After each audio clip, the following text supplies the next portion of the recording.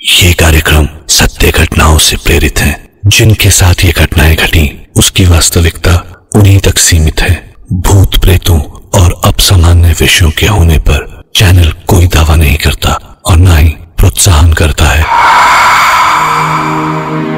कभी कभी हम सब कुछ जान समझकर भी गलतियां करते हैं। गलती उन रूहों को चुनौती देने की। न जाने क्यों हम उस खौफ से बार बार टकराने की कोशिश करते हैं जो हमारा आखिरी सच साबित होता है, सबसे खौफनाक सच।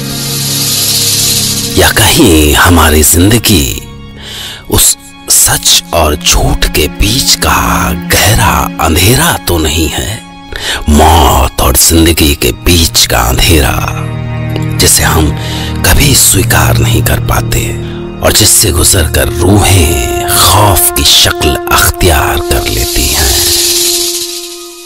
मैं डॉक्टर नागर, पेशे से मनोवैज्ञानिक और पैशन से ह्यूमन माइंड का फैन, हर रात आपके पास लेकर आता हूं मुझसे मिले कुछ लोगों की आप बीती कुछ घटनाएं जिन्हें सुनकर आप सोचने पर मजबूर हो जाते हैं।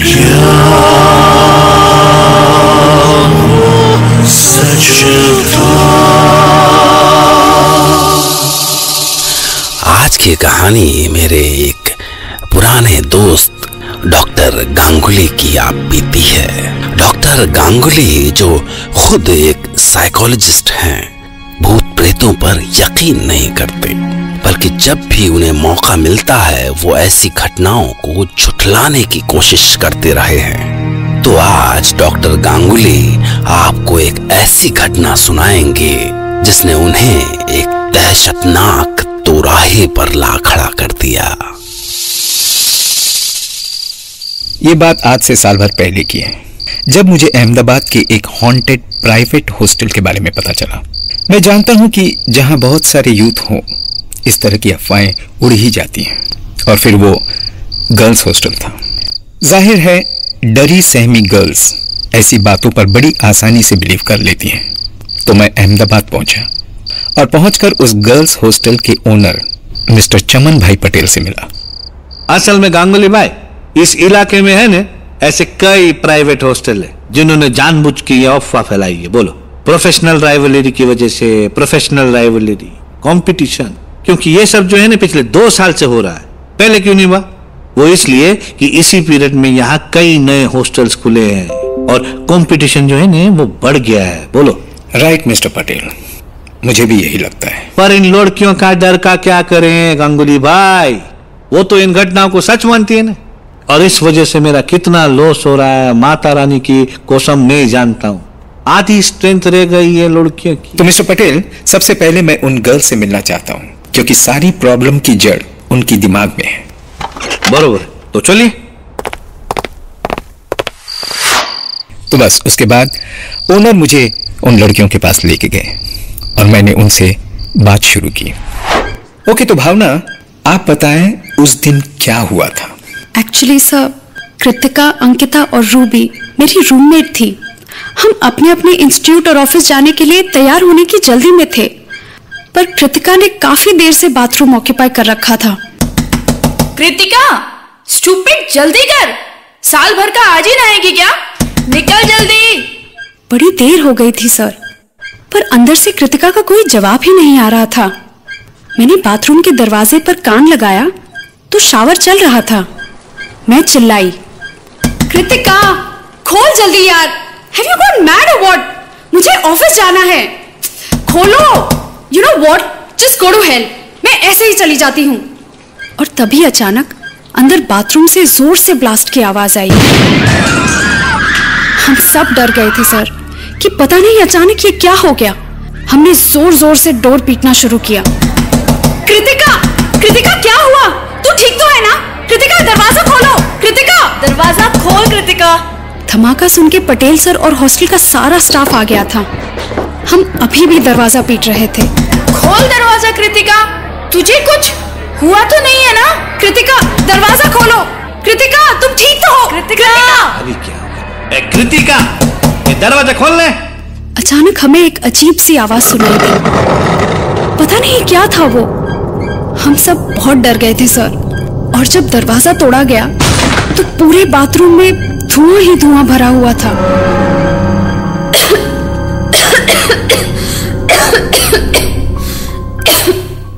इसके बाद जब धुआं कुछ हटा तो हमने देखा कि गीजर तहस नहस हो चुका था और सामने कृतिका की लाश पड़ी हुई थी।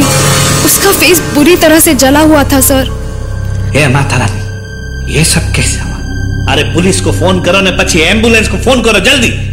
हालांकि पटेल सर बोले कि गीजर के फटने से कृतिका की डेथ हुई है और शायद फेस बुरी तरह जल जाने के कारण वो कुछ बोल नहीं पा रही थी, पर डोर का सहारा लेकर खड़े होने की कोशिश कर रही थी। शायद इसलिए हमने वो नाखूनों के खुरचने की साउंड सुनाई दी, पर ऐसा उन्हें लगा होगा, हमें नहीं सर। अंदर जरूर कुछ था, शायद कुछ, पता नहीं sir, but I am sure. इस केस में तो साफ था कि गीजर ब्लास्ट से ही सब कुछ हुआ था। और इसके बाद अगले दिन मैंने उसके एक सीनियर से और एक घटना के बारे में पूछा। यह घटना पिछली वाली से कुछ 1 साल पहले की थी। अच्छा तो मेघना, तुम मुझे सब कुछ साफ साफ बताना, ओके? Okay sir. सर, उस साल कृतिका वाले रूम में प्राची और उर्वी रहा करते थे। हम तीनों सेम आईटी कंपनी में जॉब करते थे। हम तीनों में बहुत अच्छी फ्रेंडशिप थी। एक दिन क्या हुआ कि प्राची सेट कि उसके मॉम डैड आए हुए थे, प्रेसिडेंट होटल में ठहरे थे। बहुत स्वीट थे उसके पेरेंट्स। हम तीनों को ही अपनी बेटी मानते थे। पर प्रॉब्लम ये थी, यार मेरा जो नया बॉस है ना, बहुत ही बॉसी है। He won't allow me। तो उर्वी और प्राची को तो छुट्टी मिल गई और मैं रह गई। बस इधर मैं ऑफिस के लिए निकली और उधर वो प्रेसिडेंट होटल के लिए। पर शाम को वो जब लौट के आए, काफी लेट आई थी, तो उन्होंने अपना सारा एक्सपीरियंस सुनाया कि उन्होंने क्या खाया, वहाँ कितनी मस्ती की, और सबसे बड़ी मस्ती तो वो जिसको सुनाती उनकी हंसी नहीं रुक रही थी। शोर न थी, चुपचाप सो जा। चुपचाप सो जाओ, नहीं तो सुबह कंप्लेन करेगी। बस हम जाकर अपने अपने बेड पर सो गए। इसके बाद सवेरे मेरी नींद कुछ देर से खुली। फिर मैंने देखा कि वो दोनों अभी तक सोई हैं। मैं उठ के उनके बेड की ओर गई। अरे तुम दोनों तो अभी तक सो रही हो। ए उर्वी, प्राची, चलो उठो, इट्स टू लेट यार। पर तभी मेरी नजर उनके चेहरों पर गई।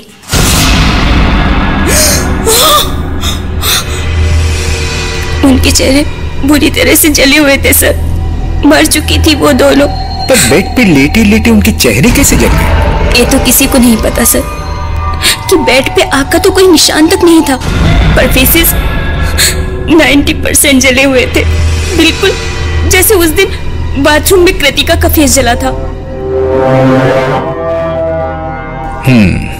मुझे कुछ समझ में नहीं आ रहा है कि ये कैसे हुआ।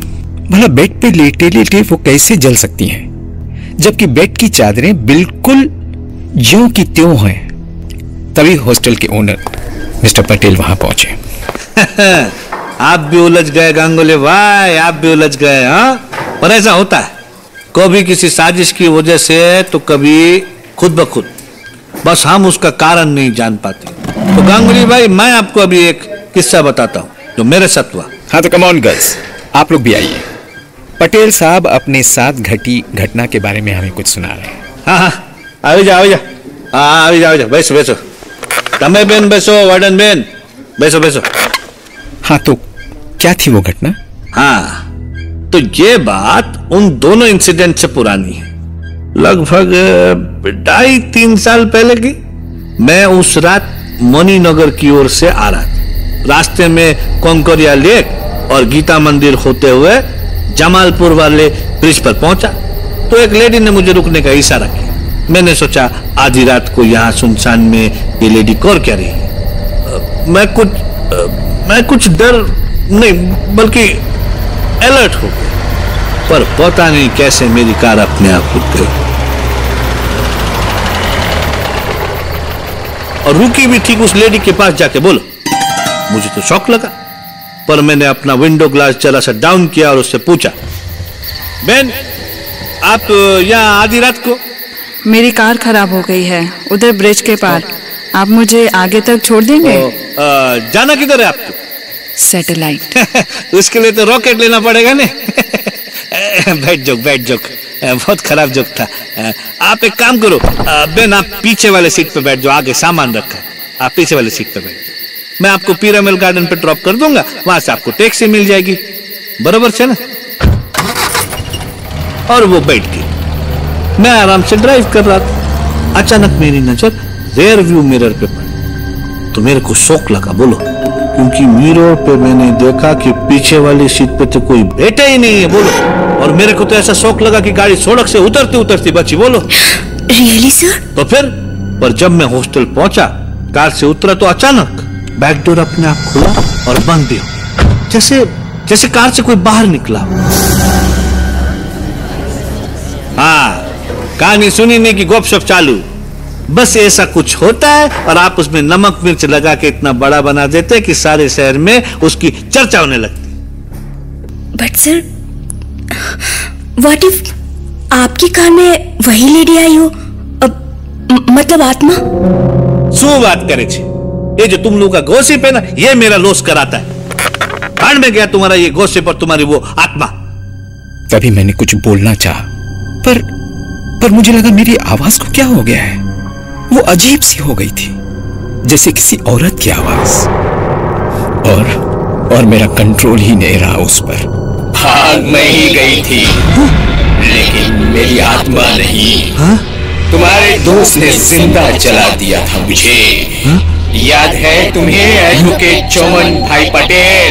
हमारा नाम कैसे? इसलिए मैं तुम्हारी कार में आई थी, तुम्हारे साथ, तुम्हारे हॉस्टल में।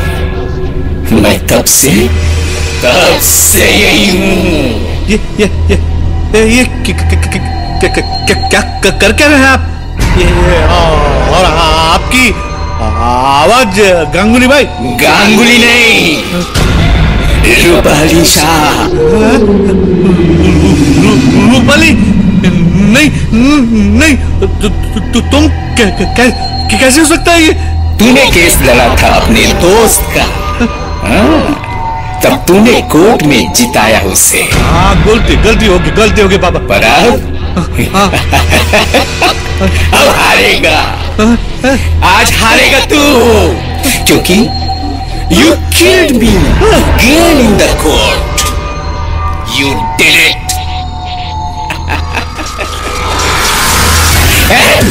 And you have to pay for it. मैंने छोड़ दो। पता नहीं कैसे इतनी ताकत मुझ में आ गई, मैंने मिस्टर पटेल को उठाकर वहीं फर्श पर पटक दिया।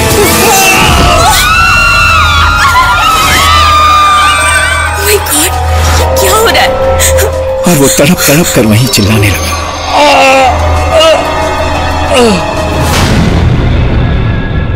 और उसके हाथ उसके चेहरे पर थे, और कुछ ही देर में जब उसकी चीखें बंद हुई तो वो मर चुका था, और तभी उसके हाथ अपने उसके चेहरे से अलग हो गई।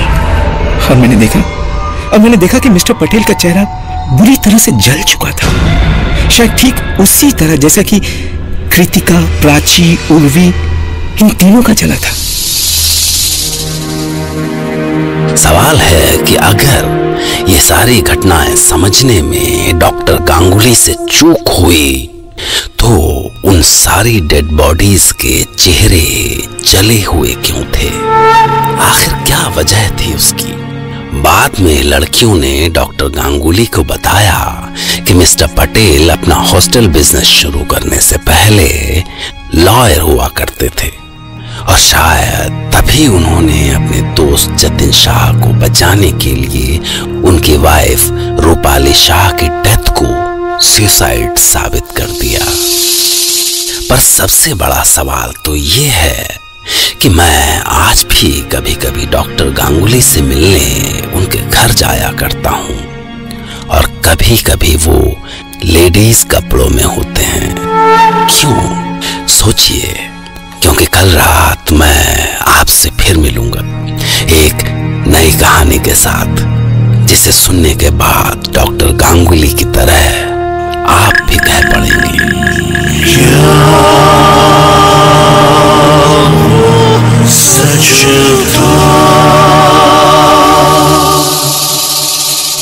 और आखिर में एक बात कि क्या कभी आपसे जाने अनजाने किसी के साथ नाइंसाफी हुई है? अगर हाँ तो आपको डरना चाहिए, क्योंकि कभी कभी आत्माएं इंसाफ मांगने आ भी सकती हैं। Okay, good night and take care.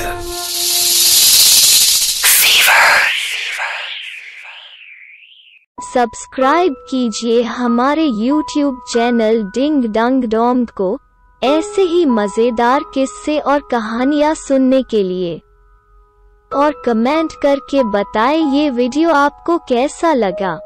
अगर अच्छा लगा हो तो प्लीज एक लाइक कर दीजिए और शेयर कीजिए अपने दोस्तों के साथ।